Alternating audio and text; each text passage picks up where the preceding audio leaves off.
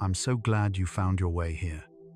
Your brain is cycling through sleep stages right now as you rest, deciding how deeply to let you drift, what memories to process, and when to pull you back to awareness. You'll discover how daytime rest reshapes your nights and understand why the timing of sleep matters more than you ever imagined. Welcome to Psychology for Sleep. Now settle in. You're in your safe space while your body quietly tracks time. Your internal clock ticking softly, monitoring light and darkness, wakefulness and rest. Allow yourself this moment of peace. We'll journey through 100 psychology facts about napping and sleep, from the ancient human need for midday rest, to how 20 minutes can reshape your evening, to the delicate balance between daytime drowsiness and nighttime dreams. This thoughtful journey through consciousness builds bridges between searching minds. Your gentle support, a like, subscribe, or a quiet share, creates a pathway for more sleep seekers to discover and brings us closer to protect this sanctuary for every tired mind who finds their way here. One peaceful night, one sleepy soul at a time. Your healing journey inspires ours. Let yourself settle completely here. Feel your jaw unclench, your breath deepen naturally. You can let these thoughts drift past without holding them. Sense that soothing heaviness enveloping you, like your consciousness slowly dimming its brightness. Thoughts dissolving into the peaceful fog of approaching sleep. Safe and undisturbed. Close your eyes and breathe deeply. You're floating where memories rest safely in gentle darkness. Let your mind merge with infinite peace. And now we begin. Napping is not a modern invention born from busy schedules or sleep deprivation. It's an ancient human pattern woven into our biology. For most of human history, people followed what scientists call biphasic sleep, sleeping in two main periods rather than one long stretch. Historical records from medieval Europe, ancient Rome, and traditional societies across Africa, Asia, and Latin America all describe afternoon siestas as normal, expected parts of daily life. This wasn't laziness or cultural preference. It was our species responding to a biological reality. The human circadian rhythm naturally dips in alertness approximately 7 to 9 hours after waking, creating what researchers call the post-lunch dip.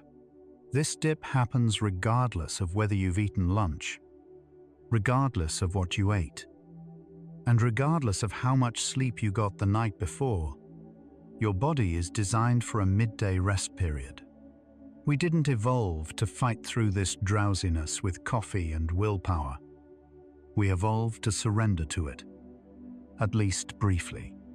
Understanding how naps affect nighttime sleep requires understanding sleep pressure. Sleep pressure is the technical term for how sleepy you feel, and it's controlled primarily by a chemical called adenosine. From the moment you wake up, adenosine begins accumulating in your brain.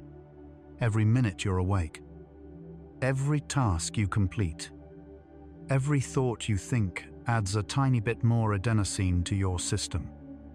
This molecule binds to receptors in your brain, making you feel progressively more tired as the day continues. By evening, adenosine levels are high enough that your brain receives a clear signal. It's time to sleep. Sleep clears adenosine away. During the night, your brain metabolizes and removes this sleepiness chemical, which is why you wake feeling refreshed. Naps work the same way, but on a smaller scale. Even a brief daytime sleep clears some adenosine, reducing your sleep pressure. This is both napping's gift and its curse. Because less adenosine at bedtime means less drive to fall asleep when night arrives. Not all naps are created equal. Sleep researchers have identified several distinct types of napping, each with different effects on your nighttime rest. There's the recovery nap, taken to make up for lost sleep from the previous night. There's the prophylactic nap, taken in advance of expected sleep loss, common among night shift workers. There's the appetitive nap, taken simply for enjoyment, with no sleep debt driving it. There's the fulfillment nap, common in children and elderly people whose bodies require more total sleep than 8 hours provides. And there's the essential nap, which isn't optional at all. It's demanded by illness, extreme fatigue, or certain medical conditions. Each type interacts differently with your circadian rhythm and sleep pressure. A recovery nap genuinely helps repay sleep debt and might improve your nighttime sleep quality. An appetitive nap taken late in the afternoon, when you're not particularly tired, might rob your evening of the sleepiness you need to fall asleep easily at bedtime. The relationship between nap length and nighttime sleep follows a precise curve based on sleep architecture. Human sleep progresses through distinct stages, each with different characteristics and purposes. Stage 1 is the transition from wakefulness to sleep, lasting only a few minutes. Stage 2 is light sleep, where your heart rate slows and body temperature drops. Stages 3 and 4 are deep sleep, also called slow-wave sleep, where your brain produces large, slow delta waves and your body focuses on physical restoration. Finally, there's REM sleep, rapid eye movement sleep, where dreaming occurs and memories consolidate. A complete cycle through these stages takes approximately 90 to 110 minutes. The length of your nap determines which stages you experience, and different stages have different effects on how you'll sleep that night. This is why nap duration matters so much. It's not arbitrary. It's about which neural states you enter and how deeply your brain commits to the sleep process. A 10 to 20-minute nap, what researchers call a power nap, keeps you in stage 1 and stage 2 sleep only. You dip into light sleep, clear a modest amount of adenosine, and wake before entering deeper stages. This type of nap has minimal impact on nighttime sleep for most people. Studies from NASA, which researched optimal napping for pilots and astronauts, found that a 26-minute nap improved performance by 34% and alertness by 54%, without significantly affecting subsequent sleep. The key is waking before deep sleep begins, typically before the 20 to 30-minute mark. At this point, you're not deeply committed to the sleep process. Your brain can return to wakefulness relatively easily, and your sleep pressure for the evening remains mostly intact. You've borrowed a bit of afternoon energy without stealing from your nighttime rest budget. For people with healthy nighttime sleep, this duration represents the sweet spot. Enough to refresh, not enough to disrupt. But there's a catch. Even with short naps, timing matters as much as duration. Your circadian rhythm, your internal biological clock, follows a roughly 24-hour cycle influenced by light exposure, eating patterns, and genetics. This rhythm controls more than just when you feel sleepy. It regulates body temperature, hormone release, digestion, and alertness. Your circadian rhythm creates two main windows when sleep is easiest, the major one at night and a minor one in the early afternoon, typically between 1 p.m. and 3 p.m. This afternoon dip in alertness is when your body naturally expects a rest period. Napping during this window aligns with your biology and has the least disruptive effect on nighttime sleep. Napping outside this window, especially in the late afternoon or evening, conflicts with your rising alertness levels and encroaches on the time when sleep pressure should be building for bedtime. Recent research in sleep medicine has found that naps taken after 3 p.m. can reduce nighttime sleep efficiency by approximately 10 to 15%. Even when the naps are brief, when a nap extends beyond 30 minutes, you enter slow-wave sleep, the deep, restorative stage where your brain produces delta waves. This is where sleep's physical restoration happens most deeply and completely. Growth hormone is released, tissues repair, immune system strengthens, and waste products are cleared from the brain through the glymphatic system. A recently discovered cleaning mechanism that's 10 times more active during deep sleep than wakefulness. Entering slow-wave sleep during a nap is both beneficial and problematic. The benefit is genuine physical restoration. The problem is sleep inertia, that groggy, disoriented feeling when you wake from deep sleep.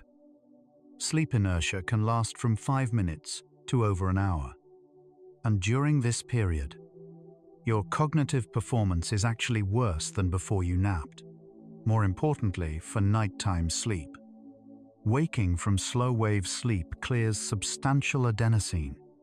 If you take a 90-minute nap that includes 30 minutes of deep sleep, you've cleared perhaps 4 to 6 hours worth of sleep pressure, meaning your brain won't accumulate sufficient sleepiness for bedtime until much later than usual. There is, however, one nap duration that minimizes nighttime disruption while allowing deep sleep, the full sleep cycle nap of 90 minutes. Humans sleep in cycles, and a complete cycle brings you through light sleep, deep sleep, and back to light sleep or brief wakefulness. If you wake naturally at the end of a cycle, around 90 to 110 minutes, you avoid the worst sleep inertia because you're emerging from lighter sleep, not from the depths of delta waves. Research from sleep laboratories at major universities has found that 90-minute naps produce minimal reduction in nighttime sleep quality for young adults who nap before 2 p.m., while naps of 45 to 75 minutes, the durations that wake you from mid-cycle deep sleep, can reduce sleep quality by 15 to 20%. The key is completing the cycle. Your brain returns naturally to lighter stages, and while you've still cleared some sleep pressure, you haven't jarred yourself awake from the deepest neurological state. Age dramatically changes how naps affect nighttime sleep. Infants and toddlers nap frequently because their developing brains require more total sleep than nighttime alone provides. Up to 14 to 17 hours for newborns.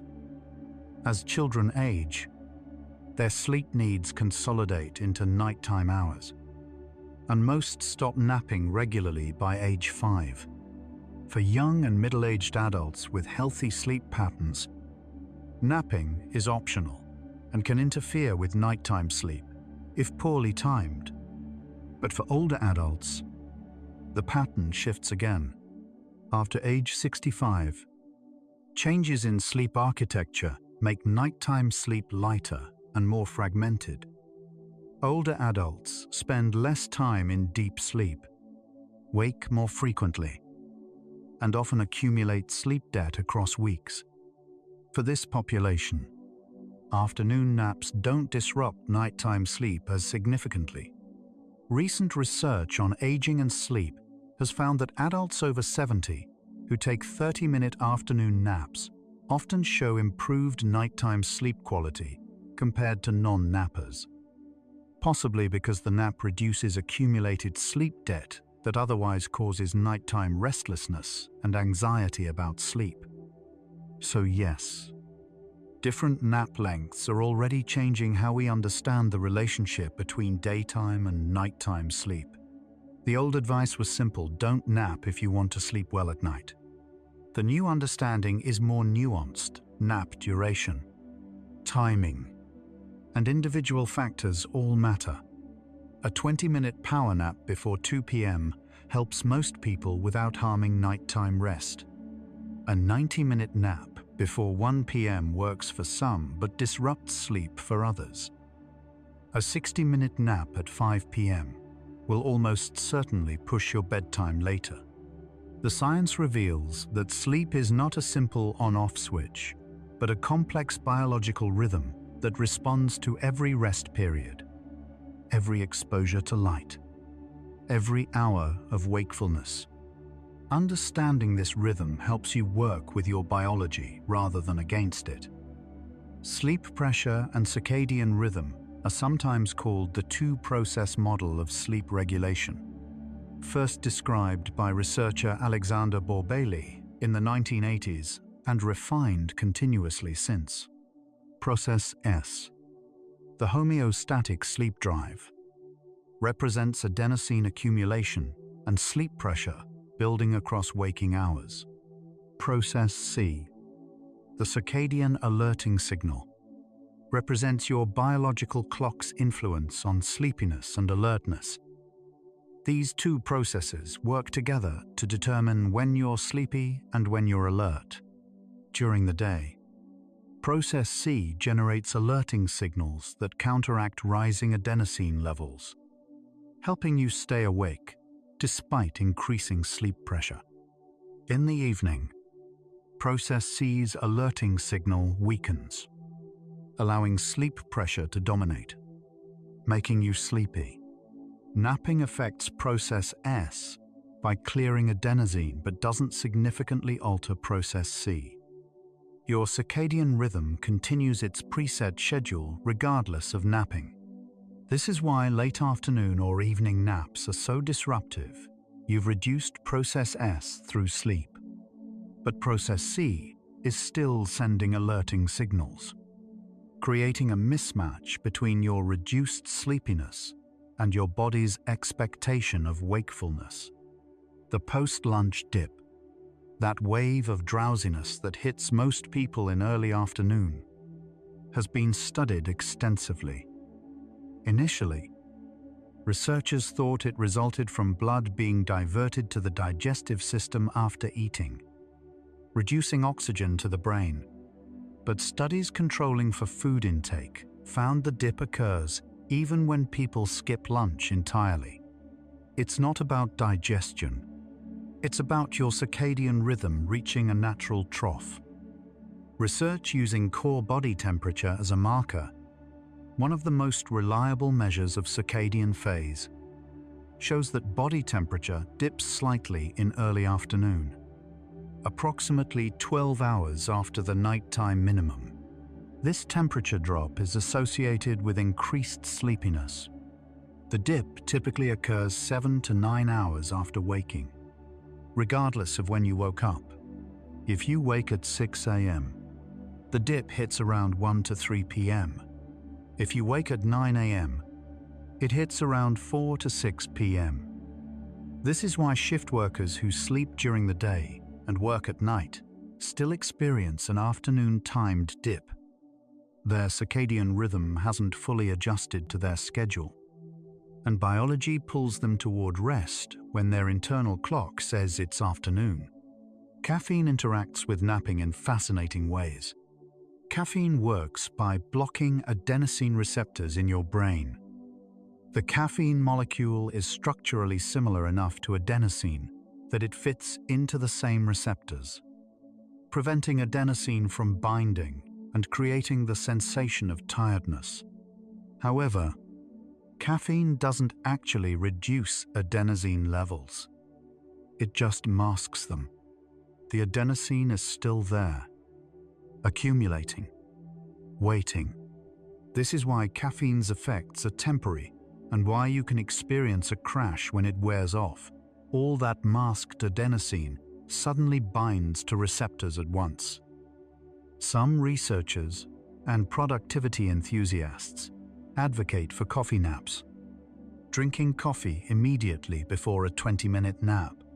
The theory is that caffeine takes about 20 minutes to reach peak effectiveness.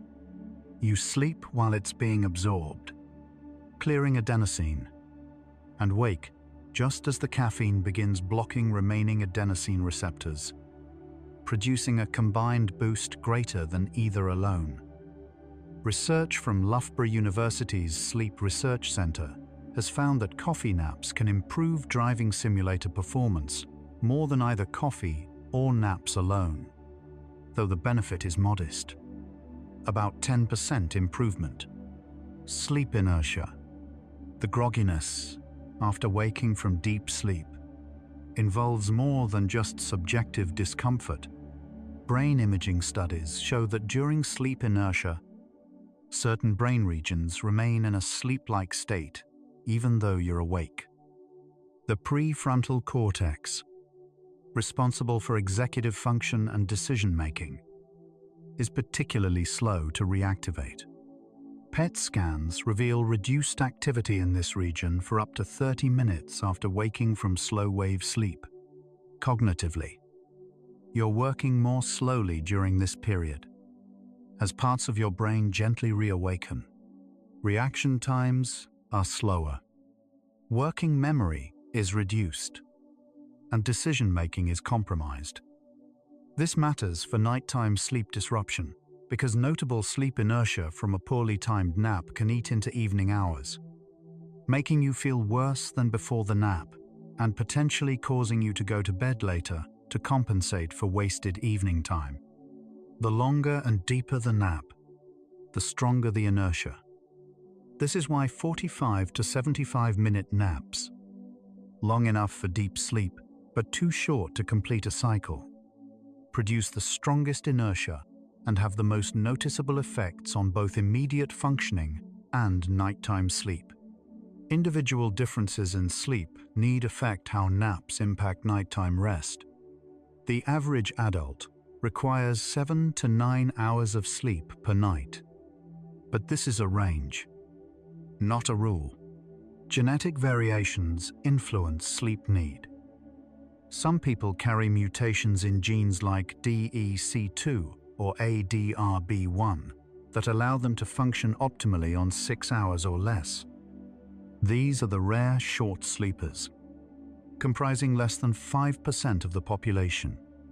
Most people who believe they're short sleepers are actually chronically sleep deprived and experiencing cognitive impairment they've normalized. At the other end, some people need 9 or more hours to function well. For true short sleepers, napping might interfere with nighttime sleep because their total sleep need is low. For those needing more sleep, napping might be essential to meet their requirements, particularly if work or family obligations prevent sufficient nighttime sleep. Recent genetic studies have found that carriers of certain variants near the MEIS1 gene report both longer nighttime sleep needs and more frequent napping, suggesting genetic predisposition influences not just sleep duration, but also sleep pattern preferences. Light exposure after napping plays an underappreciated role in nighttime sleep quality. Your circadian rhythm is primarily synchronized by light, particularly blue wavelengths that suppress melatonin production and signal daytime to your brain. When you nap during the day, ideally you're napping in dimmer conditions than your wake environment. Though many people don't do this, napping on couches with afternoon sun streaming through windows. If you wake from a nap into bright light, especially bright blue spectrum light, you deliver a strong wake-up signal to your circadian system, which helps prevent sleep inertia, but also resets your circadian phase slightly later. This can delay your evening melatonin onset, pushing your bedtime later. Conversely, waking from a nap into dimmer, warmer light conditions better preserves your circadian timing for nighttime sleep. Research from lighting science centers has found that people who nap in darkened rooms and then spend 15 minutes in moderate lighting show better nighttime sleep onset than those who nap in bright conditions or wake into very bright light. Habitual versus occasional napping produces different effects on nighttime sleep. Your body adapts to regular patterns. People who nap every day at the same time often show minimal nighttime sleep disruption because their circadian rhythm and sleep pressure have adapted to this pattern. They've essentially trained their biology to expect and accommodate the daytime sleep. Their nighttime sleep pressure builds slightly more slowly, but their circadian rhythm remains aligned for evening sleep. Occasional nappers, people who nap irregularly when tired, don't develop this adaptation. For them, each nap represents a deviation from their body's expected pattern, often leading to nighttime sleep difficulties. Studies of siesta cultures, where afternoon naps are traditional and daily, show no increased rates of insomnia compared to non-siesta cultures. The difference isn't whether people nap, but whether they nap consistently. Consistency allows biological adaptation. Irregularity creates biological confusion. Sleep debt, the accumulated difference between the sleep you need and the sleep you get, changes how naps affect nighttime sleep. When you're significantly sleep deprived, napping doesn't interfere with nighttime sleep as much because your sleep pressure is so elevated that a nap barely dents it. If you've slept 5 hours per night for a week, accumulating a sleep debt of roughly 14 to 21 hours, 2 to 3 hours per night, a 90-minute nap reduces that debt slightly, but leaves you still quite sleep deprived. Your adenosine levels remain high, and you'll have no trouble sleeping that night. In fact, research shows that people with chronic sleep debt who begin napping often experience improved nighttime sleep quality. Not because the nap directly improves nighttime sleep, but because the nap reduces their overall sleep debt and associated anxiety about fatigue. Sleep medicine research has found that participants with chronic short sleep, averaging 5.5 hours nightly, who added a 30-minute afternoon nap showed improved nighttime sleep efficiency over 6 weeks, possibly because reduced daytime fatigue lowered their bedtime anxiety about not sleeping well. The architecture of your nap, which sleep stages you experience, depends not just on duration, but on how sleep-deprived you are. When you're well-rested, your body enters sleep stages in the typical progression: Stage 1, Stage 2, then slow-wave sleep, and eventually REM if you sleep long enough. But when you're sleep-deprived, your brain prioritizes the sleep it needs most urgently. After nights of short sleep, your brain will enter slow-wave sleep more quickly, sometimes after just 15 or 20 minutes, because slow-wave sleep is where the most essential restoration occurs. This means that for a sleep-deprived person, even a short nap can include deep sleep and produce noticeable sleep inertia. It also means naps clear more sleep pressure when you're sleep-deprived, potentially affecting nighttime sleep more than expected. This creates a paradox: people who most need daytime rest, those who are sleep-deprived, are also most likely to have their nighttime sleep disrupted by napping if the nap is poorly timed or too long. Temperature plays a subtle but important role in both napping and nighttime sleep. Your core body temperature follows a circadian rhythm, highest in late afternoon and lowest in the early morning hours before waking. Falling asleep, whether for a nap or nighttime sleep, requires your core temperature to drop slightly. This is why cool environments facilitate sleep, and why warm baths help sleep not by warming you up, but by triggering compensatory cooling when you exit the bath. When you nap during the afternoon temperature peak, typically between 4 and 6 p.m., your body is working against its thermal rhythm to fall asleep. This is one reason afternoon naps often feel more difficult to initiate than morning naps. It's also why the early afternoon, when your temperature begins to dip slightly, is optimal for napping.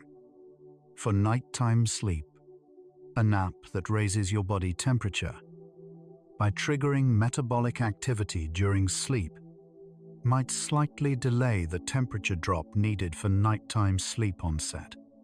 However, this effect is modest and primarily relevant for late afternoon naps. Early afternoon naps allow several hours for temperature to restabilize before evening. Chronotype. Whether you're naturally a morning person or evening person, influences how naps affect your sleep. Chronotype is genetically influenced and remarkably stable across adulthood. Morning larks have circadian rhythms that peak earlier in the day. They wake easily, feel alert early, and tire earlier in the evening. Night owls have rhythms that peak later. They struggle with early mornings, hit their stride in afternoon and evening, and naturally stay up late. For morning people, the afternoon dip might feel more pronounced, making naps more tempting and potentially more restorative. However, morning types also tend to have earlier melatonin onset in the evening, meaning a late nap might more significantly delay their already early bedtime. Night owls experience a less pronounced afternoon dip and often don't feel the need to nap. When they do nap, their later timed circadian rhythm means even a 3 or 4 p.m. nap might not significantly impact their naturally late bedtime around midnight or later. Research involving large-scale chronotype studies has found that early chronotypes who nap report more sleep concerns than late chronotypes who nap, possibly because naps disrupt the early chronotype's need for consolidated early evening sleep. REM sleep during naps adds another layer of complexity. REM typically doesn't occur until the end of the first sleep cycle, usually 60 to 90 minutes after sleep onset. This means most naps don't include REM sleep unless they extend beyond 90 minutes or the person is significantly sleep deprived, which can push REM earlier. REM sleep serves different functions than slow-wave sleep: emotional processing, memory consolidation, particularly for procedural and emotional memories, and creative problem-solving. REM sleep also involves vivid dreaming. When a nap includes REM, you might wake with memories of dreams, sometimes disorienting ones if awakened mid-dream. REM sleep clears sleep pressure less dramatically than slow-wave sleep, but it does affect nighttime sleep architecture. People who nap into REM often experience reduced REM duration during nighttime sleep, not because they need less REM, but because the body's REM pressure has been partially satisfied. Over time, this might lead to less vivid dreaming at night or subtly altered emotional processing. Though long-term studies on this are limited, the glymphatic system, your brain's waste clearance mechanism, operates most efficiently during slow-wave sleep. Discovered in 2012 by researchers at the University of Rochester, the glymphatic system uses cerebrospinal fluid to flush metabolic waste from the brain, including beta-amyloid proteins that accumulate during waking hours and are implicated in Alzheimer's disease. During deep sleep, brain cells actually shrink slightly, increasing interstitial space by about 60% and allowing cerebrospinal fluid to flow more freely. This cleaning happens during both nighttime sleep and naps, if the nap includes slow-wave sleep. Theoretically, naps that reach deep sleep contribute to brain health by providing additional clearance opportunities. However, research on aging populations has suggested that excessive daytime napping, more than 60 minutes daily, in older adults may be associated with increased dementia risk. Not because napping causes dementia, but because excessive napping might indicate underlying poor nighttime sleep quality or neurological changes. The relationship between napping, glymphatic function, and long-term brain health remains an active area of research. Cultural attitudes toward napping influence sleep patterns in ways that scientists are only beginning to measure. In Mediterranean, Latin American, and some Asian cultures, afternoon siestas are socially accepted and often built into work schedules. Shops close, offices pause, and people rest. In these cultures, napping doesn't carry stigma. In contrast, many English-speaking and Northern European cultures view daytime sleep as laziness or lack of productivity. People in these cultures who need to nap often feel guilty or hide it, napping in cars or offices rather than at home in comfortable conditions.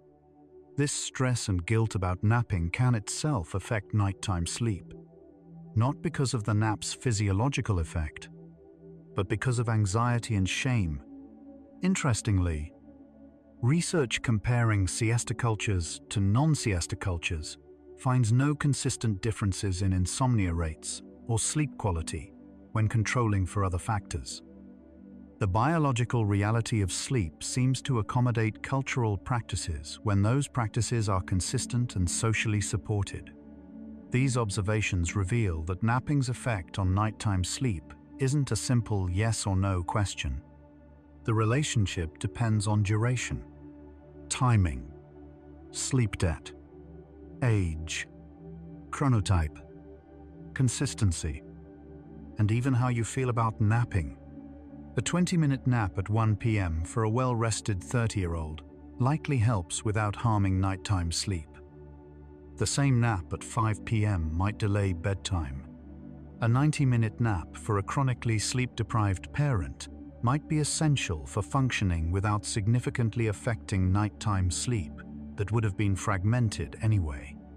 Understanding these patterns helps you navigate daytime drowsiness wisely. Sleep is not something you fight or optimize in isolation.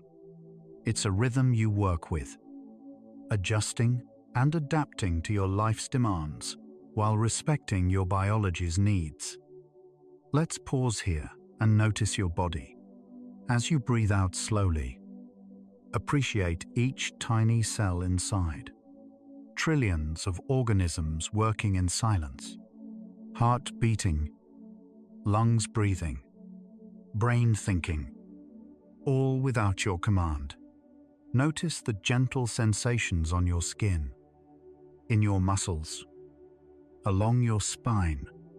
You are a complete ecosystem, diverse, self-balancing. Now we continue. The interaction between naps and sleep pressure becomes clearer when we understand adenosine more deeply. Adenosine is a nucleoside, a component of ATP, adenosine triphosphate, the energy currency of cells. When your cells use energy, ATP breaks down into adenosine as a byproduct. The more active your brain, the more adenosine accumulates. Adenosine then binds to A1 receptors in the brain, particularly in regions controlling arousal, like the basal forebrain and hypothalamus. When these receptors are activated, They inhibit the release of wake-promoting neurotransmitters like acetylcholine and histamine, making you feel tired. During sleep, adenosine is metabolized and cleared, mostly through enzymatic breakdown and transport out of the brain. A full night of sleep typically clears adenosine back to baseline. A nap clears it partially. The amount cleared depends on sleep depth and duration. 20 minutes in, light sleep might clear 15 to 20% of accumulated adenosine. 90 minutes, including deep sleep, might clear 40 to 50%. This is why afternoon naps delay sleepiness at bedtime. You've already done some of the work that nighttime sleep normally does. Sleep pressure doesn't build linearly throughout the day. It follows a curve. Adenosine accumulates more rapidly in the first few hours of wakefulness when your brain is fresh and active. As the day continues and you become more tired, the rate of accumulation actually slows slightly, partly because you naturally reduce cognitive demand when fatigued. By evening, your sleep pressure is high but increasing slowly. A nap disrupts this curve. If you nap in early afternoon when sleep pressure is moderate, you drop it significantly, and it must rebuild across the remaining hours before bedtime. If your nap drops sleep pressure too much or occurs too late, there isn't enough time for it to rebuild sufficiently. Optimal napping means understanding where you are on this curve. Early afternoon naps work because sleep pressure has built for several hours, giving you something to clear. But you still have many hours before bedtime for pressure to rebuild. Late afternoon naps fail because you're clearing pressure right when your body expects it to be peaking. The circadian alerting signal, the process C component of sleep regulation, follows its own rhythm independent of adenosine. This signal is generated by the suprachiasmatic nucleus, a tiny region in the hypothalamus that serves as your master clock. The SCN receives direct input from specialized light-sensitive cells in your retinas, allowing it to synchronize to the external light-dark cycle. Throughout the day, the SCN sends varying levels of alerting signal to the rest of the brain. This signal is weakest around 3 to 5 a.m., which is why that hour feels impossibly difficult if you're awake, and strongest in the late morning and early evening, with a dip in early afternoon. In the evening, as light fades and your SCN receives less activating input, the alerting signal decreases, allowing sleep pressure to dominate and sleepiness to build. Napping doesn't change the SCN's timing. Your circadian clock keeps ticking on schedule. This is why you might take a nap, wake feeling refreshed, yet still feel your evening drowsiness arrive on time. Your circadian rhythm is pulling you towards sleep independent of your temporarily reduced sleep pressure. However, very late naps or naps in bright light conditions can shift your circadian phase slightly. Circadian phase refers to where you are in your 24-hour cycle. Light exposure, particularly in the late afternoon and evening, can delay your phase, pushing your rhythm later. If you nap from 5 to 6:30 p.m., wake into bright light, and then continue your evening in bright conditions, you're essentially telling your SCN that it's still daytime, potentially delaying your melatonin onset by 30 to 60 minutes. Melatonin, the hormone that promotes sleepiness and regulates circadian rhythm, typically begins rising about 2 hours before your habitual bedtime. This rise signals your body to prepare for sleep. Delaying it means you won't feel sleepy at your normal bedtime. You'll stay up later, potentially sleeping less if your wake time is fixed. Over days or weeks, This pattern can shift your entire sleep schedule later, a particular consideration for people with delayed sleep phase disorder, a circadian rhythm disorder where sleep naturally occurs much later than socially desired times. Napping affects sleep efficiency differently than it affects sleep duration. Sleep efficiency is the percentage of time in bed actually spent asleep. Healthy sleep efficiency is above 85%. If you're in bed for 8 hours and sleep 7, your efficiency is 87%. Lower efficiency often indicates insomnia or other sleep concerns. Napping, especially late or long naps, typically reduces nighttime sleep efficiency more than it reduces total sleep time.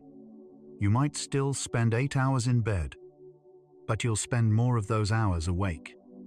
Difficulty falling asleep initially, more awakenings during the night, or waking earlier than intended. Studies using actigraphy and polysomnography, the gold standard sleep measurements, show that afternoon naps of 60 minutes or more can reduce nighttime sleep efficiency by an average of 8 to 15%, even when total sleep time reduces by only 15 to 30 minutes. This means you're spending more time lying awake, which can be frustrating and may create anxiety about sleep that perpetuates insomnia. The 45 to 75-minute nap represents the least optimal duration for nighttime sleep quality. This duration means you'll likely enter slow-wave sleep, but almost guarantees you'll be awakened from it before completing a cycle. You experience notable sleep inertia upon waking, feel groggy and disoriented, clear substantial sleep pressure, and gain none of the benefits of completing a cycle. Research participants who took 60-minute naps reported feeling worse after napping than before, and their nighttime sleep showed reduced efficiency, prolonged sleep onset latency, time to fall asleep, and fewer total minutes of slow-wave sleep at night. The body seems to remember that it was pulled from deep sleep during the nap and becomes more vigilant during nighttime sleep, as if guarding against another premature awakening. This increased vigilance manifests as lighter sleep and more frequent arousals. If you're going to nap longer than 30 minutes, the science strongly suggests either stopping at 30 minutes or committing to the full 90 to 110-minute cycle. Natural short sleepers, those rare individuals genetically predisposed to need less sleep, experience napping differently. For them, a nap might satisfy most or all of their daily sleep need if combined with a shorter night. A person who genuinely needs only 5 to 6 hours of total sleep might take a 90-minute afternoon nap and then sleep only 4 hours at night without impairment. Their total sleep need is met, just distributed differently. However, true short sleepers are extremely rare. Most people who believe they function well on 5 or 6 hours are actually chronically sleep-deprived and experiencing subtle cognitive differences they've normalized. Slower reaction times, reduced emotional regulation, affected immune function, and increased considerations for metabolic and cardiovascular health. Studies using objective performance measures show that fewer than 3% of people perform optimally on less than 7 hours. For the remaining 97%, napping during the day without reducing nighttime sleep requirements means you're borrowing time from your life to add more waking hours, often at a cost you don't immediately recognize. Sleep disorders like sleep apnea and periodic limb movement disorder complicate the napping-nighttime sleep relationship. Sleep apnea, where breathing repeatedly stops and starts during sleep, fragments sleep architecture and prevents deep, Restorative rest. People with untreated sleep apnea often feel chronically exhausted and nap frequently. But the naps rarely feel refreshing because the same breathing disruptions occur during naps. For these individuals, napping doesn't significantly impact nighttime sleep quality because nighttime sleep is already quite fragmented. However, the napping habit can mask how significantly their condition affects them. They attribute daytime sleepiness to poor nighttime sleep, not to an underlying disorder. Meanwhile, the disrupted nighttime sleep continues to affect their cardiovascular system and cognitive health over time. Excessive daytime sleepiness, despite spending adequate time in bed at night, is a signal for sleep disorders and should prompt medical evaluation. Treating the underlying disorder often eliminates the need for naps and dramatically improves nighttime sleep quality. Pregnancy alters sleep architecture and increases napping frequency, particularly in the first and third trimesters. Hormonal changes, especially increases in progesterone, promote sleepiness. Physical discomfort, frequent urination, and fetal movement disrupt nighttime sleep. Studies show that pregnant individuals nap more frequently and for longer durations than non-pregnant counterparts. These naps typically don't harm nighttime sleep in the way they might for non-pregnant people, possibly because the body's increased total sleep need accommodates both nighttime sleep and daytime naps. However, excessive napping, more than 90 to 120 minutes daily, in late pregnancy has been noted in some studies alongside increased considerations for stillbirth and gestational diabetes. Though the causal mechanisms remain unclear, it may be that excessive napping indicates underlying poor nighttime sleep quality due to sleep apnea or other pregnancy complications, rather than napping itself causing problems. Regardless, pregnant individuals experiencing significant fatigue, requiring long or frequent naps, should discuss this with healthcare providers. Shift work represents an extreme case of circadian misalignment, where strategic napping becomes essential for functioning. People working night shifts or rotating shifts fight their circadian rhythm daily, trying to sleep when their body expects wakefulness and staying alert when their body expects sleep. For shift workers, napping isn't optional. It's a survival tool. The challenge is that naps must occur at times that conflict with circadian preference. A night shift worker might attempt to sleep from 9 a.m. to 5 p.m., but even in darkened conditions, their body receives circadian signals that it should be awake. Sleep is lighter, less efficient, and less restorative. Strategic napping before night shifts, prophylactic naps, can improve alertness during work. A 90 to 120-minute nap before starting a night shift reduces microsleeps, errors, and accidents. However, the chronically disrupted circadian rhythm of shift work carries notable long-term health considerations, including increased rates of cardiovascular changes, metabolic shifts, and certain health conditions, partly because the body never fully adapts to inverted sleep-wake schedules. The concept of sleep banking, sleeping extra in anticipation of sleep deprivation, has mixed scientific support. Some studies suggest you can bank sleep to a limited degree. Research with military personnel preparing for extended operations found that extending sleep to 9 or 10 hours nightly for a week before sleep deprivation improved performance during subsequent sleep restriction. However, this banking effect is modest and short-lived, lasting only a few days. You can't sleep extra for months and then function normally on minimal sleep. Similarly, using naps to bank sleep for known late nights has limited effectiveness.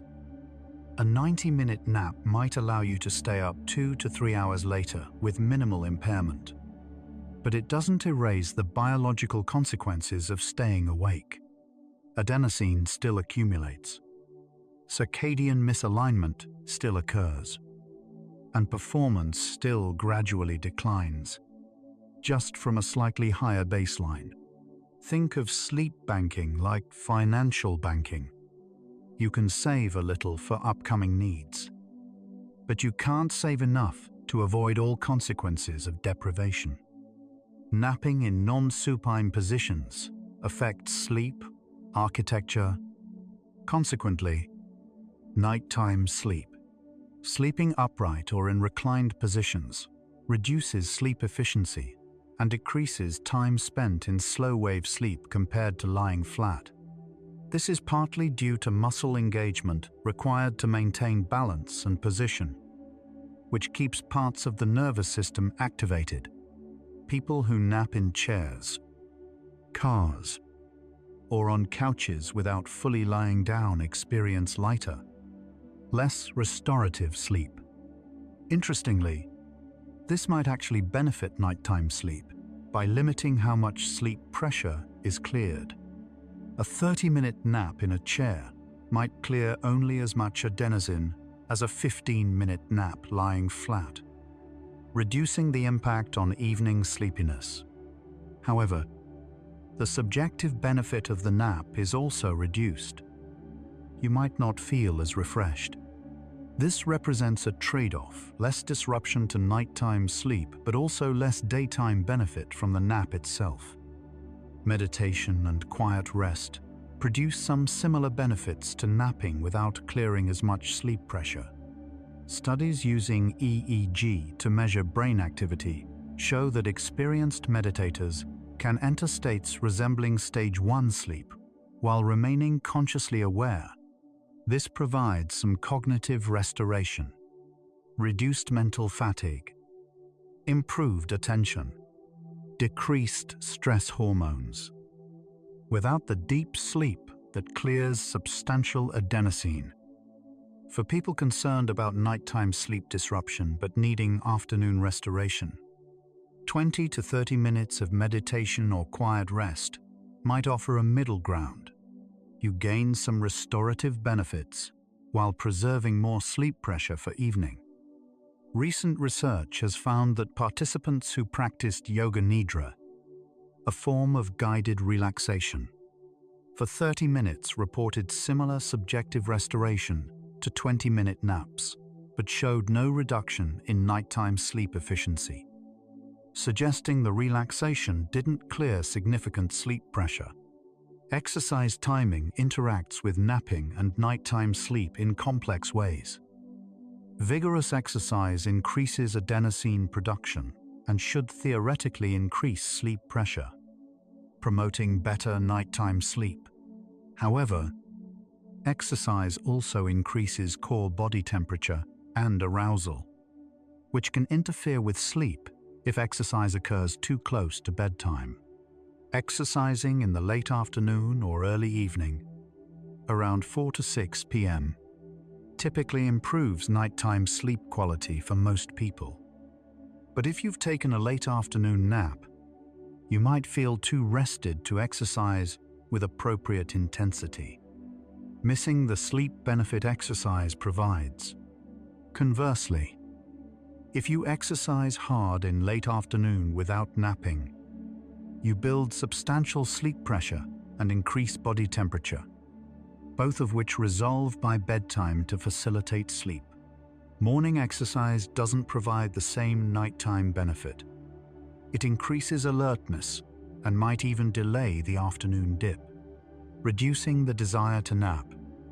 The optimal pattern for most people is morning or midday exercise, a brief early afternoon nap if needed, and no late exercise or napping, preserving sleep pressure for night.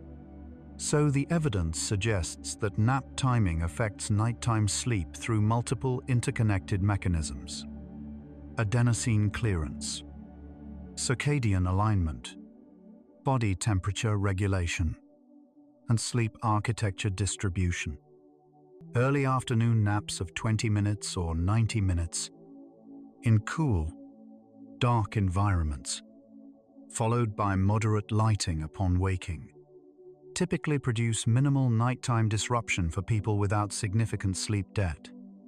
Any deviation, napping later, longer but not a complete cycle, in bright conditions, when already well rested, or inconsistently, increases the likelihood of reduced nighttime sleep quality. The relationship isn't purely mechanical. Psychology matters too. Anxiety about napping affecting nighttime sleep can become a self-fulfilling prophecy, as can guilt, stress, or sleeping in uncomfortable locations. Understanding the science helps you nap strategically when needed, while minimizing unintended consequences. You're still here with me. Thoughts still flickering like candle light. Just notice.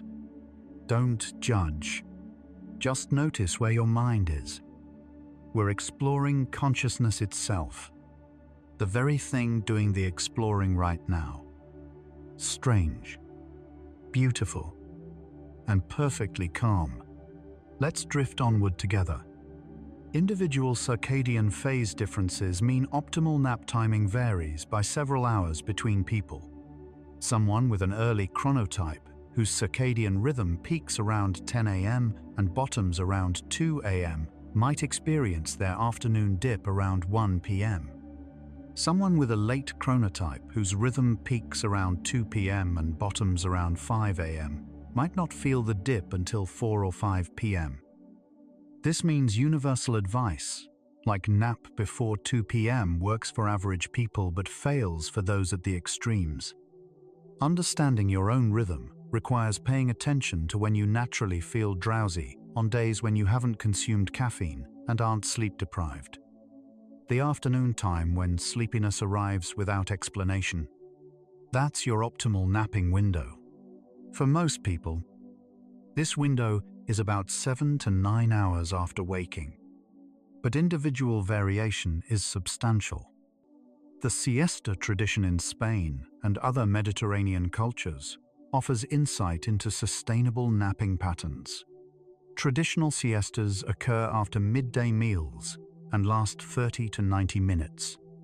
Shops and businesses close, and rest is normalized.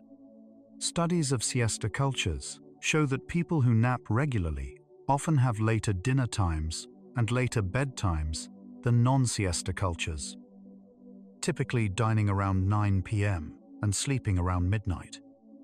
But they maintain consistent patterns. Their circadian rhythms and sleep pressure curves have adapted to accommodate the nap. Importantly, they nap every day at approximately the same time, creating consistency. They also tend to have earlier dinners on non-siesta days or lighter midday meals, suggesting awareness of the food-sleep-nap relationship.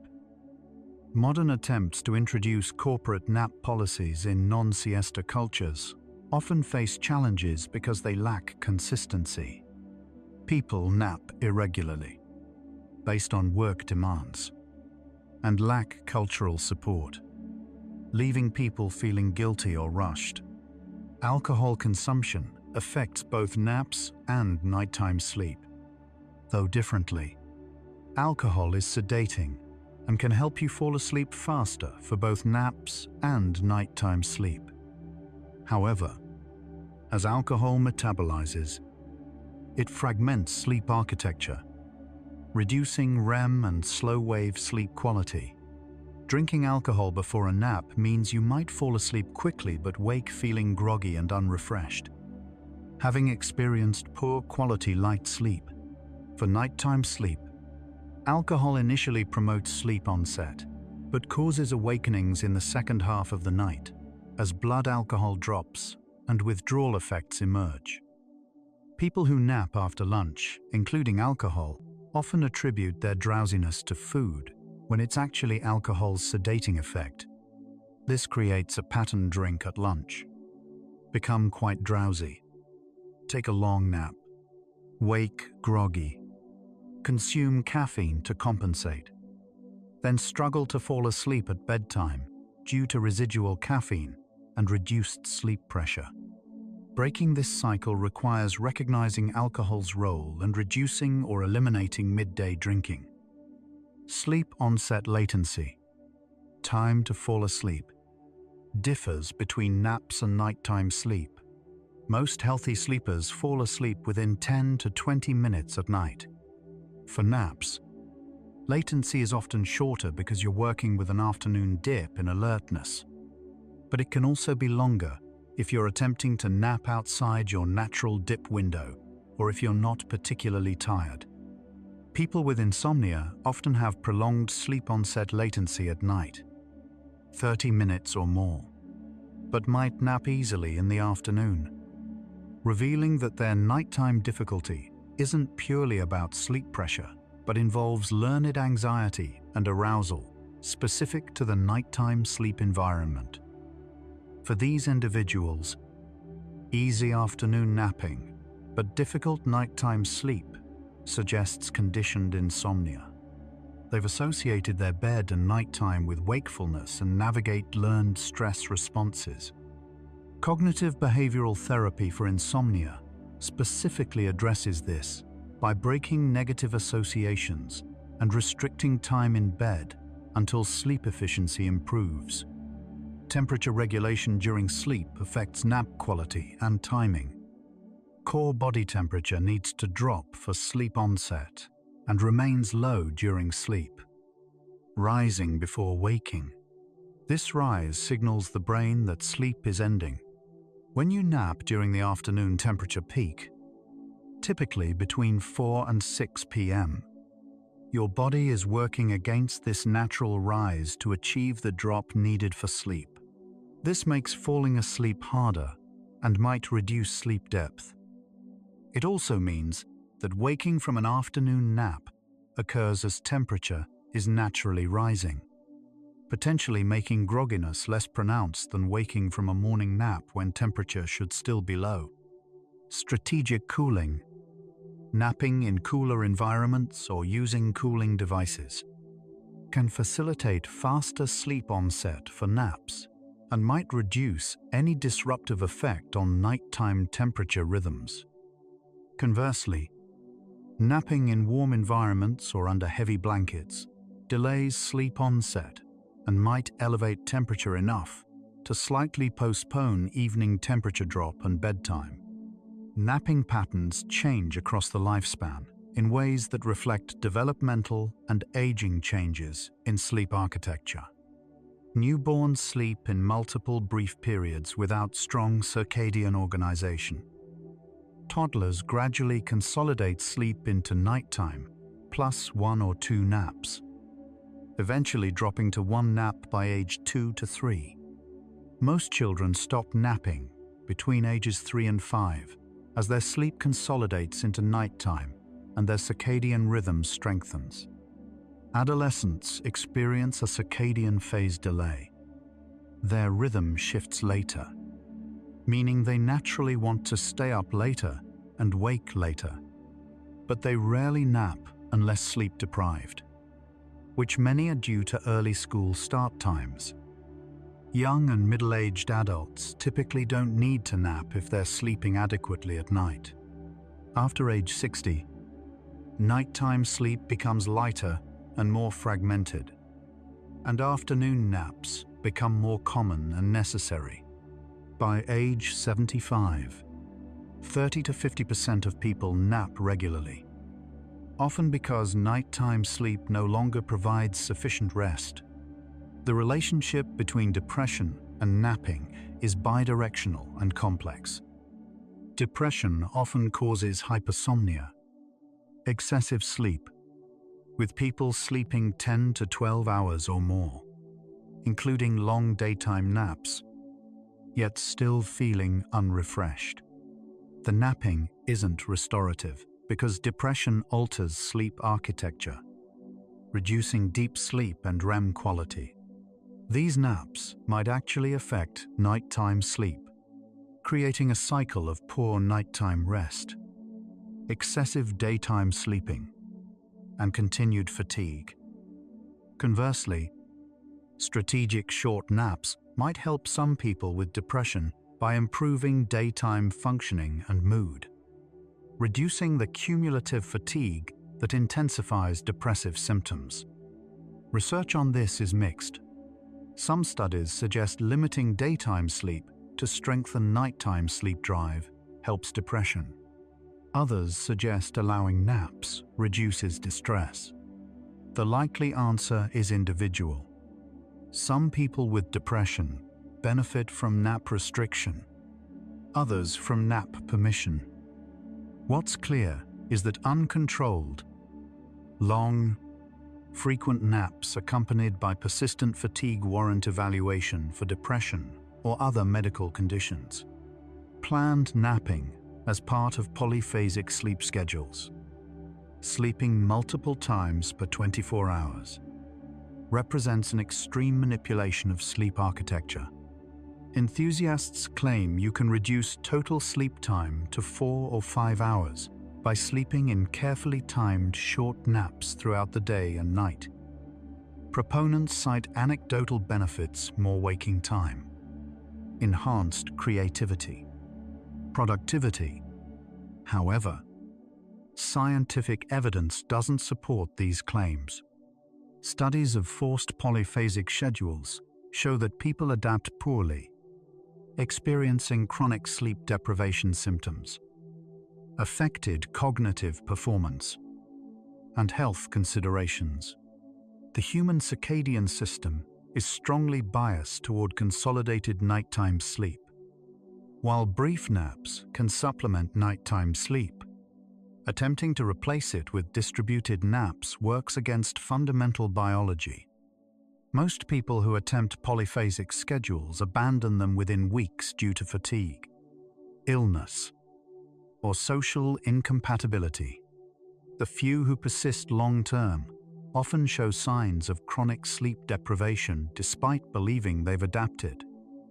Microsleeps, very brief sleep episodes, lasting seconds, blur the line between wakefulness and sleep and can occur during the day when sleep pressure is quite elevated.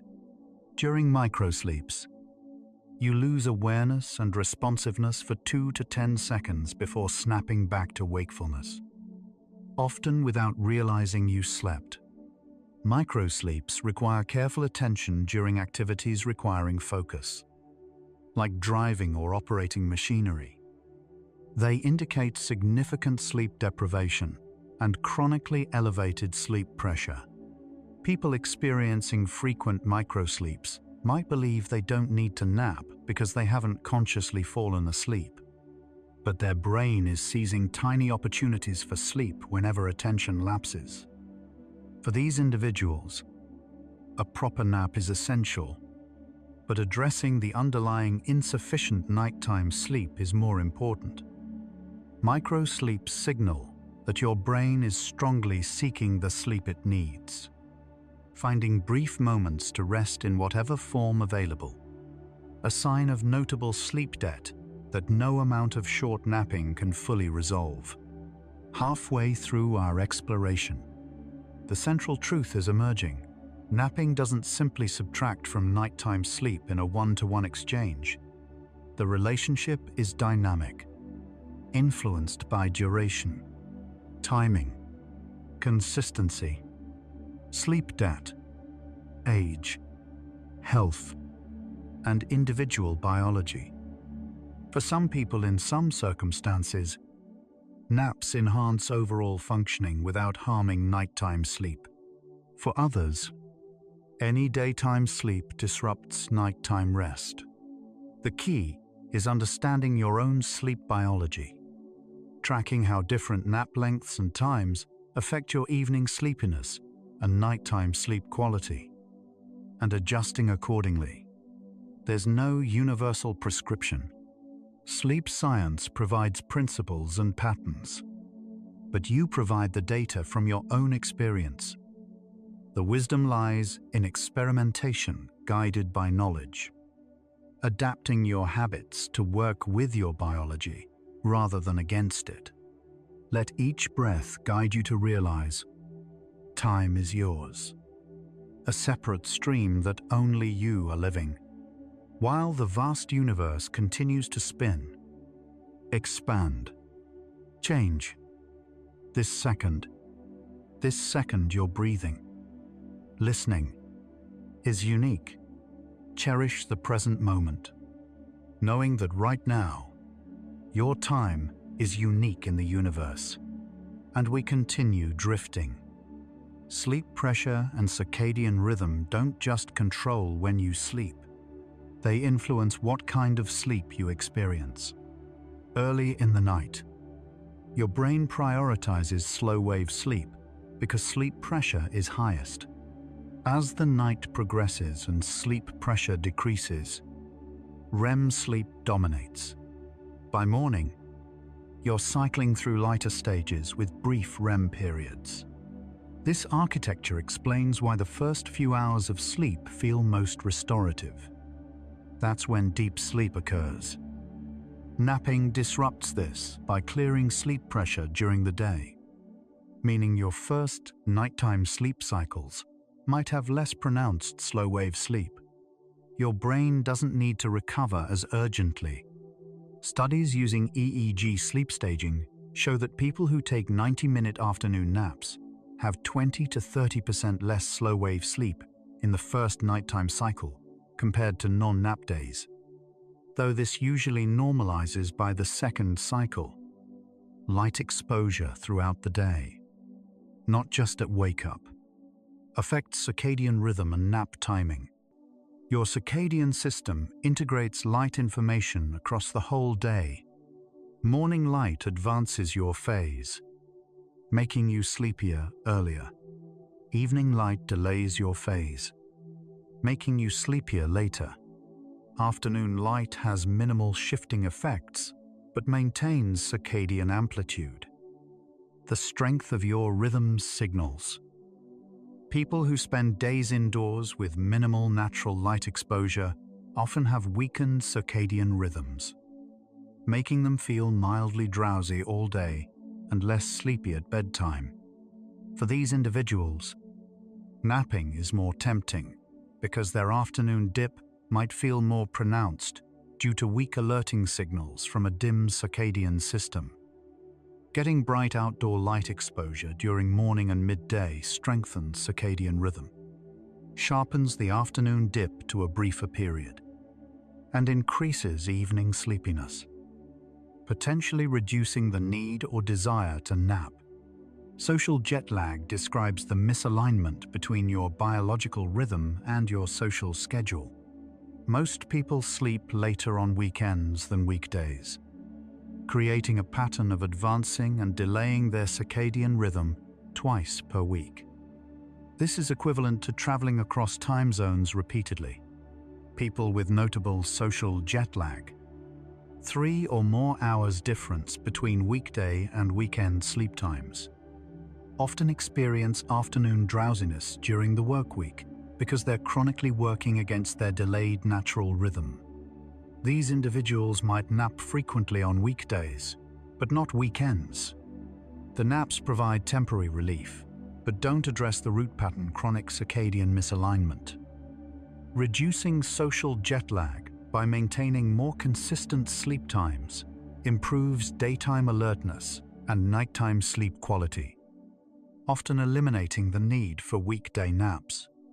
The adenosine system is just one of many neurochemical systems regulating sleep and wakefulness. Others include orexin, also called hypocretin, which promotes wakefulness, GABA, which promotes sleep, histamine, which promotes alertness, serotonin, which influences both sleep and mood, and melatonin, which signals darkness and sleep timing. These systems interact in complex ways. Napping affects multiple systems simultaneously. clearing adenosine reduces sleep pressure. But a daytime sleep episode also affects orexin levels, temporarily reducing wakefulness drive, and might slightly shift melatonin timing if you nap in complete darkness. Understanding that sleep involves multiple interacting systems helps explain why individual responses to napping vary so much. People have genetic differences in these systems that influence how sensitive they are to sleep pressure changes and circadian shifts. Noise exposure during naps affects both nap quality and subsequent nighttime sleep. Background noise fragments sleep by causing cortical arousals, brief activations of the brain that don't fully wake you but reduce sleep depth. Napping in noisy environments means you spend more time in light sleep and less in slow-wave sleep, reducing both the restorative benefit and the amount of sleep pressure cleared. Interestingly, this might be better for nighttime sleep. You haven't cleared much adenosine, but you also haven't gained much from the nap. White noise or pink noise, which masks sudden environmental sounds, can improve nap quality in moderately noisy environments. However, relying on noise to fall asleep for naps might create a dependency that affects nighttime sleep if you can't replicate the same conditions, potentially causing nighttime sleep difficulties if your sleeping environment is quieter than your napping environment. The placebo effect applies to napping. If you believe a nap will refresh you, it's more likely to do so. If you believe it will make you groggy or harm your nighttime sleep, those outcomes become more likely. Research on sleep perception shows significant mismatches between subjective and objective sleep quality. People often feel they've slept poorly when polysomnography shows normal sleep, and vice versa. Expectations shape experience. This doesn't mean nap effects are purely psychological. The adenosine clearance and circadian interactions are real, but psychological factors modulate how you interpret and respond to those biological changes. Someone convinced that naps disrupt nighttime sleep might experience more anxiety at bedtime after napping, creating a self-fulfilling prophecy of disrupted sleep. Someone confident that naps help might sleep better simply because they're less anxious. Napping in vehicles, cars, trains, planes is common but often unreliable for quality rest.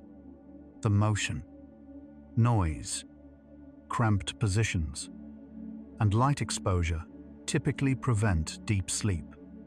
Most vehicle naps involve light, stage 1 and stage 2 sleep only. This can provide modest refreshment, especially during long drives or travel, but clears minimal sleep pressure. For long-distance drivers, brief vehicle naps or rest breaks significantly reduce accident considerations by addressing the acute cognitive effects of drowsy driving, even if the naps are light and brief. However, habitual vehicle napping might indicate insufficient nighttime sleep and shouldn't become a regular substitute for proper rest. People who regularly nap during commutes or lunch breaks in parked cars are often chronically sleep-deprived, using whatever opportunities they can find to catch up. The COVID-19 pandemic altered napping patterns globally. With remote work eliminating commutes and increasing schedule flexibility, many people began napping who previously couldn't. Studies during lockdowns showed increased nap frequency, particularly among people working from home. Some reported improved well-being and productivity. Others found that increased napping affected their nighttime sleep and contributed to pandemic-related insomnia. The pandemic revealed that environmental constraints, workplace norms, commute times, rigid schedules, significantly affect sleep behavior. When those constraints lifted, napping patterns shifted dramatically for many people. Post-pandemic, as some flexibility persisted with hybrid work, napping has remained more common than pre-pandemic, though long-term health effects of this shift are still being studied. Genetics influence sleep duration and timing more strongly than most people realize. Twin studies suggest that 40 to 50% of the variance in sleep duration is heritable. Genome-wide association studies have identified over 300 genetic variants associated with sleep traits. Some variants affect adenosine receptors, making people more or less sensitive to sleep pressure. Others affect circadian clock genes, making people early or late chronotypes. Still others affect sleep depth and efficiency. These genetic differences mean that advice working perfectly for one person might not work for another with different genetic makeup. Someone with variants promoting long sleep might need naps, even with good nighttime sleep, simply because their baseline sleep need is higher. Someone with variants promoting short sleep might never need naps. Personalized sleep recommendations, ideally based on genetic information and careful self-tracking, represent the future of sleep medicine. Occupational differences in napping patterns reveal how social and environmental factors shape sleep behavior. Professional drivers, pilots, and shift workers nap by necessity for safety. Healthcare workers nap opportunistically during breaks when possible.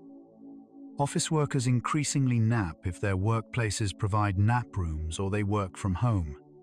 Manual laborers often can't nap during work but might rest heavily in the evening, sometimes falling asleep before dinner. Farmers traditionally worked with sunlight and might have napped during midday heat. Different occupations create different constraints and opportunities for napping, and these occupational patterns often have greater influence on sleep behavior than personal preference.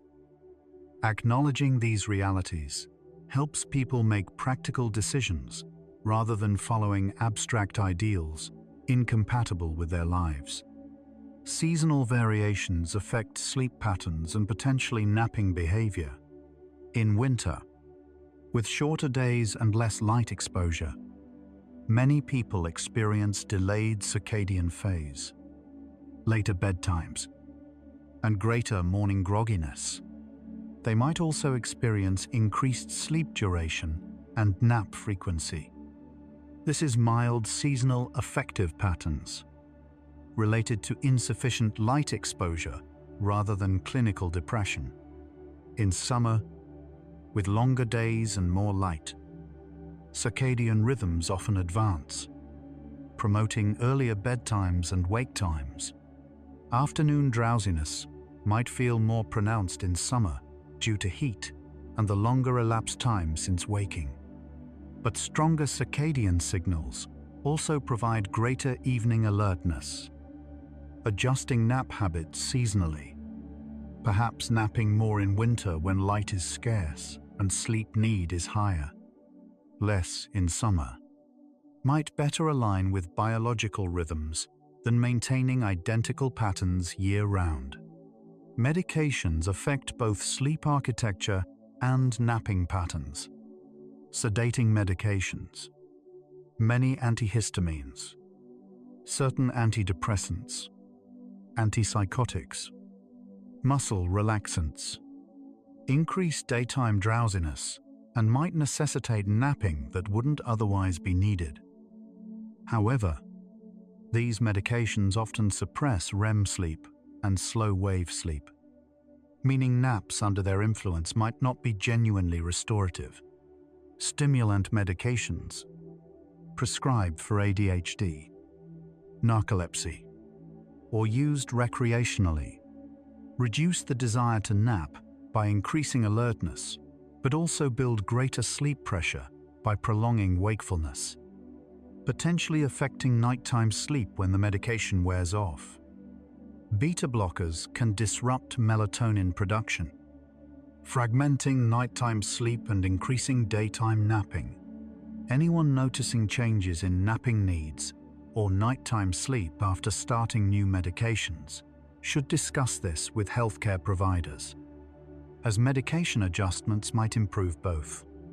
Nutrition affects sleepiness and napping in ways beyond popular belief about post-meal food comas.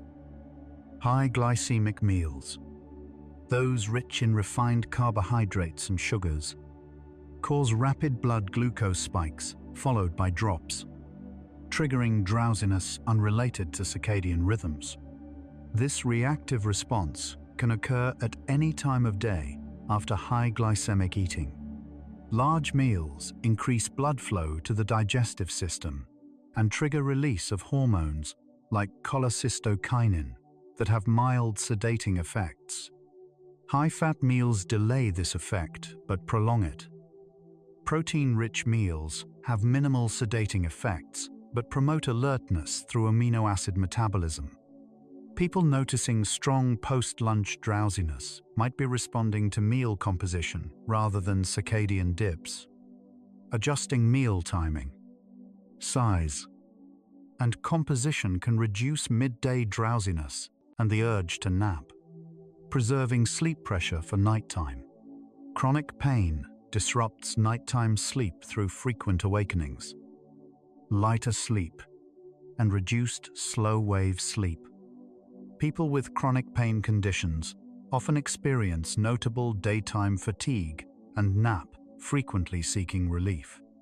However, these naps rarely provide genuine restoration because the pain continues during sleep. Fragmenting rest. Napping also reduces nighttime sleep pressure, and when combined with pain-related nighttime awakenings, can lead to insomnia and further sleep fragmentation. Pain management strategies that improve nighttime sleep quality typically reduce daytime napping needs. Conversely, improving overall sleep hygiene and limiting daytime napping to brief, early periods can sometimes slightly improve pain tolerance by reducing sleep deprivation's pain-amplifying effects. The relationship between pain, napping, and nighttime sleep is bidirectional and complex, often requiring medical and psychological intervention to break negative cycles. We now understand that sleep is not a luxury to be optimized by squeezing in more waking hours through strategic napping. It's a fundamental biological necessity with complex regulatory systems. Naps can help when used appropriately. Brief, early, occasional, but they cannot replace adequate nighttime sleep. The drive to nap frequently often signals insufficient nighttime sleep, reduced sleep quality, or underlying health considerations rather than an efficient way to function. Modern culture's emphasis on productivity and achievement often frames napping as either a weakness for adults or a performance tool. Power naps for executives, missing the deeper truth. Proper sleep hygiene prioritizes adequate nighttime sleep, with naps serving as occasional supplements, not regular substitutes. The future of napping research involves personalized sleep medicine using genetic data, wearable sensors tracking sleep architecture in real time, and artificial intelligence analyzing patterns to provide individualized recommendations. Current wearables like smartwatches and rings track movement and heart rate to estimate sleep stages with moderate accuracy. Researchers envision future devices that might use EEG or other neurophysiological measures to precisely track sleep stages during both nighttime sleep and naps, providing feedback on exactly how much sleep pressure you've cleared and optimal timing for your next sleep episode based on your circadian phase and accumulated adenosine. Though still largely in development, This technology could one day enable precision napping, knowing exactly when and how long to nap to maximize daytime benefit while minimizing nighttime disruption based on your unique biology and recent sleep history. Cultural shifts toward greater acceptance of workplace napping represent a gradual recognition of biological reality. Companies like Google, NASA, and several Japanese firms provide nap rooms. Research consistently shows that brief afternoon naps improve afternoon and evening performance, reduce errors, and increase creativity. However, workplace napping requires overcoming deep cultural stigma in many societies where daytime sleep equals laziness. This stigma has biological costs. People work through their natural afternoon dip with caffeine, operating with diminished capacity, accumulating sleep debt. Normalizing brief workplace naps could improve population health, productivity, and well-being, but requires systemic cultural change and leadership acceptance. The science supports napping. The challenge is cultural implementation. Sleep pressure interacts with motivation and executive function in ways that affect napping behavior. High sleep pressure affects prefrontal cortex function, reducing impulse control and decision-making.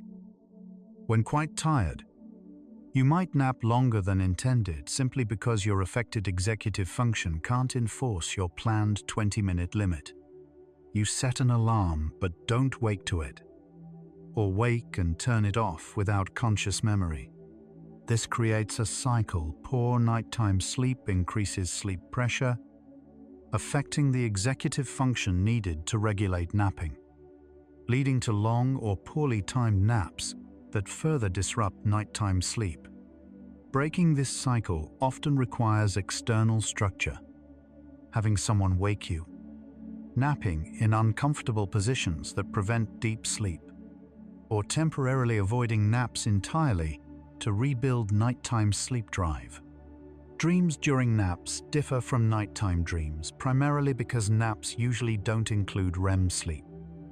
When naps extend long enough to include REM, the dreams can be vivid but often feel different, more unusual, disjointed, or emotionally vivid, possibly because REM is occurring at an unusual circadian phase.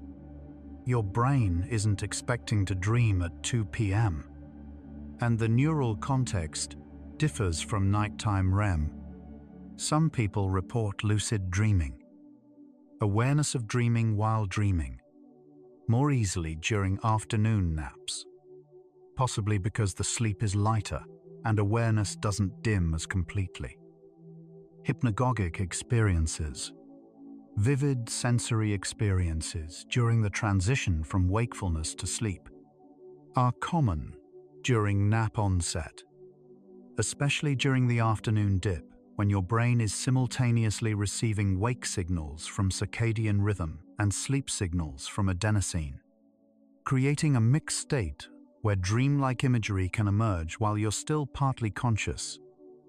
Temperature, light, and sound optimization for naps mirrors nighttime sleep recommendations, but with less stringency because naps are shorter.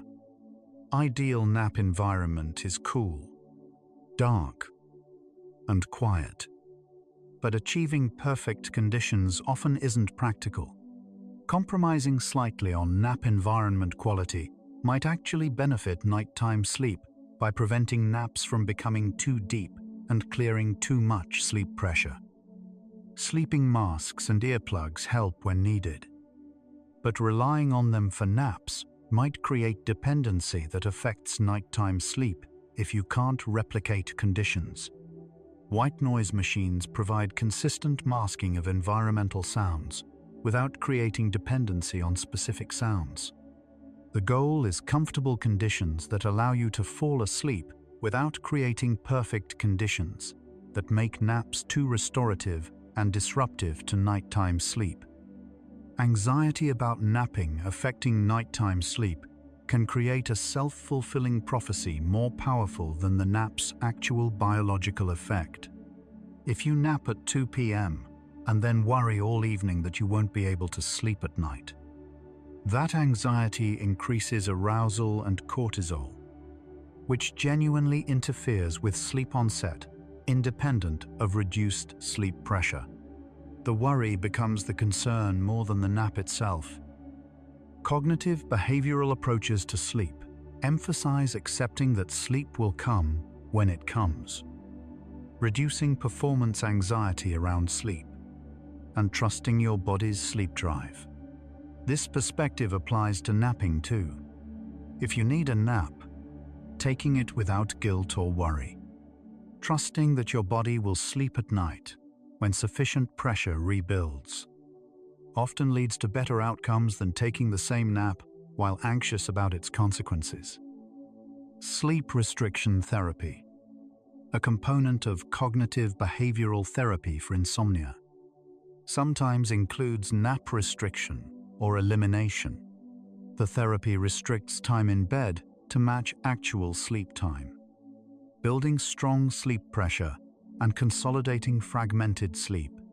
Napping during sleep restriction undermines this by reducing sleep pressure that the therapy relies on to retrain sleep patterns. People undergoing sleep restriction often experience notable daytime sleepiness for the first week or two, as sleep pressure builds without release. This is intentional and temporary.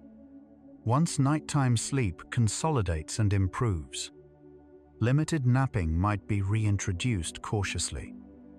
However, the success of sleep restriction therapy demonstrates that for people with chronic insomnia, eliminating naps entirely, though challenging, can dramatically improve nighttime sleep quality by ensuring adequate sleep pressure at bedtime. The relationship between exercise, napping, and nighttime sleep completes a triangle where each influences the others. Regular exercise improves nighttime sleep quality and depth, typically reducing the need for napping. Physical activity increases adenosine production and sleep pressure, promoting stronger nighttime sleep drive. However, excessive exercise, or exercising when already sleep deprived, can increase recovery needs and might necessitate recovery naps. Taking those naps reduces nighttime sleep pressure, potentially reducing sleep quality, which affects exercise recovery and performance the next day. The optimal pattern for most people is consistent, moderate exercise, adequate nighttime sleep without regular napping, and occasional naps only when genuinely needed for recovery from extraordinary exertion or insufficient nighttime sleep, not as routine practice.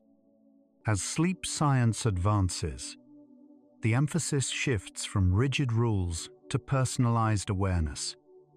Instead of never nap after 2 p.m., the guidance becomes track how different nap times affect your individual sleep and adjust based on what you observe. Instead of naps must be exactly 20 minutes.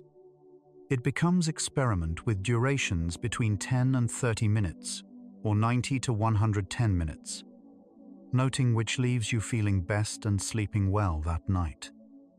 Personal sleep tracking, whether through journals or technology, provides data that supplements general scientific principles with individual patterns. The intersection of knowledge and self-awareness leads to sustainable sleep practices that respect both biological realities and personal circumstances. So yes, different nap lengths have distinct effects on nighttime sleep. Through mechanisms we now understand: adenosine clearance, proportional to sleep depth and duration; circadian phase shifts from poorly timed naps; sleep architecture compensation at night; and psychological factors including anxiety and expectation. The answer to how does napping affect my nighttime sleep is always, it depends on your age, health, sleep debt, chronotype, timing, duration, consistency, and environment. But within that complexity lies empowerment. You can learn your own patterns, experiment intelligently, and craft napping practices that support rather than work against your overall sleep health. The science provides the map. Your life provides the terrain. Navigation requires both. You might be feeling tired now. That's perfectly fine. Breathe slowly. Feel the cycles. Your breath. Inhale. Exhale. Inhale. Exhale. A small cycle within the vast universe. Your sleep. Waking. Sleeping. Waking. Sleeping. Another rhythm. Natural and eternal. You are part of that eternal movement. You don't need to hold on to anything. Let everything unfold in its perfect order, like planets silently rotating in their orbits. Unhurried, unresisting, simply existing. We're almost there now. Sleep is permission, not performance. You cannot force it. You can only create conditions and allow it. This applies to both naps and nighttime sleep. The pressure to sleep perfectly, to optimize every minute, to extract maximum productivity from rest, contradicts sleep's essential nature. Sleep arrives when pressure is sufficient and conditions are favorable. Worrying about whether a nap will harm tonight's sleep creates the arousal that actually harms tonight's sleep. Your body knows how to sleep. It's been doing this since before birth. Fetuses sleep in the womb. Every mammal sleeps. Sleep is ancient, older than consciousness, older than thought. You don't need to learn how to sleep. You need to remember how to allow it. Trust your sleep pressure. Trust your circadian rhythm. They've regulated sleep for millions of years of evolution. Perhaps the afternoon dip isn't a problem to solve, but a signal to honor. For most of human existence, people rested midday during heat, darkness during winter, seasons during harvest. Modern life treats time as fungible.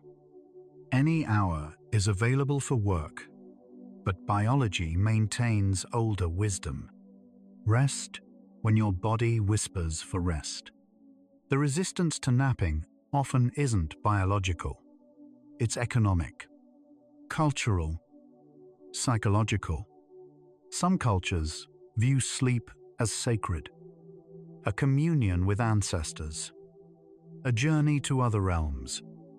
Others view it as weakness, wasted time. These beliefs shape sleep quality more than we acknowledge. If you believe rest is lazy, your rest will be troubled by guilt. If you believe rest is necessary and honorable, your rest will be deeper. Sleep carries the meanings we assign it. Children nap without guilt, falling asleep wherever tired. Somewhere in adolescence or young adulthood, that ease vanishes. We learn sleep is conditional, earned through sufficient wakefulness and productivity. We forget that sleep is a biological imperative, not a reward. Relearning childlike permission to rest, without justification, explanation, or performance metrics, often improves sleep more than any technique. The question, "Will this nap hurt my sleep tonight?" contains an assumption that nighttime sleep is the real sleep, and naps are supplementary or disruptive. But what if some people genuinely benefit from distributed sleep? What if our emphasis on 8 continuous hours is cultural rather than universal? Many mammals sleep polyphasically. Human sleep architecture suggests capacity for biphasic patterns. Perhaps the question isn't whether naps disrupt nighttime sleep, but whether your total sleep across 24 hours meets your needs. Sleep pressure is patient. If you clear some through a nap, it rebuilds. If you delay sleep, it accumulates. You cannot outrun it. You cannot defeat it. You can only work with it. This reality contains freedom. You don't have to fear napping destroying sleep. Sleep pressure will return. Trust the process. Every nap is data.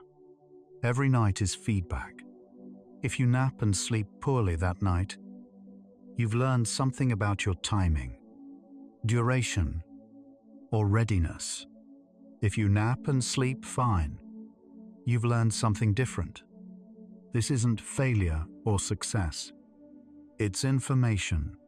Curiosity serves sleep better than judgment. What happened? What might I adjust? What matters most to my well-being? Sometimes you need rest more than you need perfect nighttime sleep. If you're quite drowsy while driving, nap. If you're so exhausted you can't function, nap. If your body is calling for rest, listen. Sacrificing a night's sleep quality to prevent an accident or protect your health is the correct choice. Sleep perfection is a luxury. Sleep safety is essential. Your sleep exists in context. Your work, relationships, health, stress, joy, loss. Evaluating napping without context misses truth. A parent of a newborn napping when the baby sleeps isn't disrupting nighttime sleep. They're surviving. A grieving person napping through afternoon tears isn't avoiding nighttime sleep. They're processing pain. Context matters. Compassion matters. Sleep happens within life, not separate from it. The body forgives. One poorly timed nap won't create permanent insomnia. One night of disrupted sleep won't cause lasting harm. We recover. Homeostasis reasserts. Sleep pressure rebuilds. Circadian rhythm resynchronizes. Unless patterns become chronic, deviations are temporary. This truth frees you from hypervigilance about every sleep choice. Your body is resilient. Trust it. Sleep research provides knowledge. Your experience provides wisdom. Both matter. Science tells you adenosine clears during sleep, that naps at certain times affect certain systems. Experience tells you how you feel, what works for you, what your life demands. Integration of knowledge and experience creates sustainable practice. Neither alone is sufficient. The ideal nap doesn't exist. The ideal is contextual, personal, changing. Some days 20 minutes refreshes completely. Other days even 90 minutes feels insufficient. Some seasons you need more sleep. Other seasons you need less. Life flows. Sleep flows. Rigidity creates suffering. Flexibility creates peace. Perhaps nighttime sleep isn't fragile. Perhaps it's robust, designed to accommodate variation. The occasional late night, the midday rest, the disrupted schedule. Our ancestors didn't have perfectly controlled sleep environments or consistent schedules.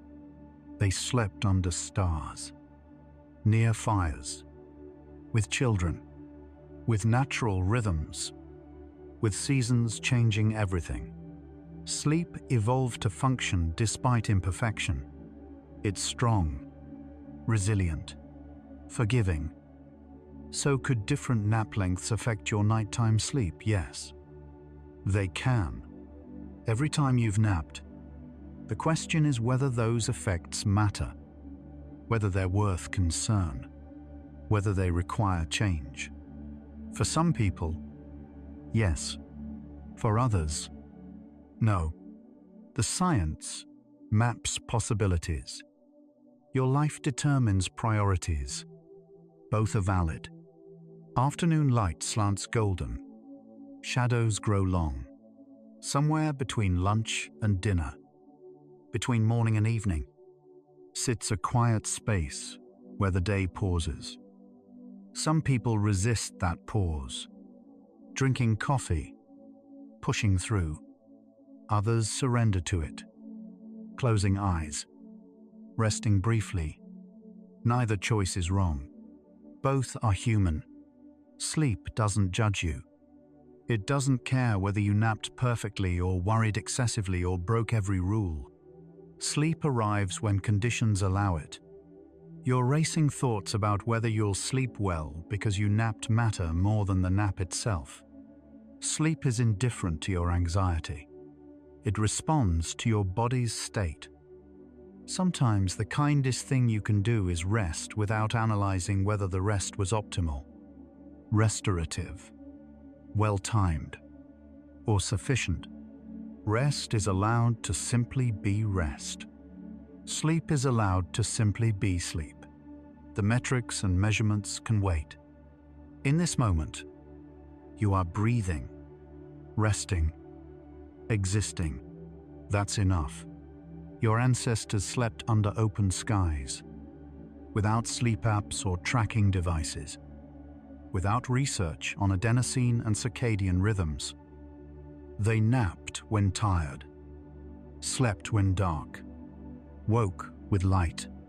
Their sleep wasn't optimized. It was simply lived. Somewhere in the accumulation of knowledge, we sometimes lose that simplicity. Understanding sleep is valuable. Over-controlling sleep creates new challenges. Every creature sleeps. Trees rest in winter. Earth quiets under snow. The universe pulses with cycles of activity and stillness, expansion and contraction, light and dark. Sleep connects you to these rhythms, ancient and universal. When you rest, you participate in the fundamental pattern of existence. There's wisdom in that participation. There's peace. Maybe the question isn't how do I nap without hurting nighttime sleep, but how do I trust my body's wisdom about rest? Your body signals when it needs rest. Those signals, drowsiness, heaviness, difficulty concentrating, are information, not failures. Listening doesn't mean always acting, but it means acknowledging. Your body is speaking. Are you willing to listen? The real change isn't in your sleep. It's in your relationship with sleep. Moving from controlling to allowing, from fear to trust, from judgment to curiosity. Sleep has always worked the same way. Pressure builds. Conditions align. Sleep arrives. What changes is your willingness to work with this process, rather than against it. That shift is everything. Tonight you'll sleep, or you won't. Tomorrow you'll sleep, or you won't. This nap, that worry, this perfect timing or that mistake, all of it matters less than you think. Sleep is cumulative, self-correcting, forgiving. Unless you create chronic patterns of disruption, your body adapts, compensates, continues. You're more resilient than your fears suggest. Sleep is stronger than your worry. In the end, sleep is rest. Nothing more, nothing less. It's permission to stop, to close your eyes, to let consciousness dim, to trust that waking will come. Whether that rest happens at noon or midnight, for 20 minutes or 8 hours, in perfect conditions or imperfect ones, it's still rest. And rest is what you need. Not perfect rest, just rest. Different nap lengths affect nighttime sleep through biology, but they don't define your worthiness of rest. You deserve sleep regardless of how well you nap. You deserve rest, regardless of how optimized your schedule is. The science matters. Yes, but so does your humanity. Sleep is a human need, not a performance metric. May you rest well, whenever and however you rest. May sleep come easily, whether at night or in afternoon's quiet pause. And may you forgive yourself the imperfections, knowing that sleep, like all of life, is messy, imperfect, and ultimately forgiving. Rest now. You've earned it simply by being alive. And so, our quiet journey through sleep and rest comes to a gentle close. We've traveled from the accumulation of adenosine in morning light to the final dissolution into nighttime peace, discovering along the way that sleep is both science and surrender, both measurable and mysterious. From the precise timing of circadian rhythms to the unmeasurable quality of truly feeling rested, we've glimpsed how sleep is both mechanical process and profound human experience. Sleep reminds us that we are biological beings, tied to rhythms older than civilization, deeper than thought. Much of restoration happens in silence, in darkness, in the spaces between breaths. Sleep reveals patience, resilience, and the body's extraordinary capacity for self-repair. Without rest, we fracture. By pausing to honor sleep, we glimpse the extraordinary in the ordinary rhythm of closing our eyes. In these final minutes, take the deepest breath you can. As deep as possible, think about the unity of every sleeping creature, every human, every animal, every mind that closes its eyes and trusts the darkness. You are not alone in needing rest. You are part of the universal rhythm of wakefulness and sleep, shared across all conscious beings. Let your entire being dissolve into the ocean of consciousness, into dreamless rest, into the space before thought. Prepare for deep sleep. No boundaries left, only peace. If this thoughtful exploration of sleep and rest helped you relax, fall asleep, or understand your own rhythms better tonight, perhaps like subscribe, or share it softly with someone else searching for better sleep.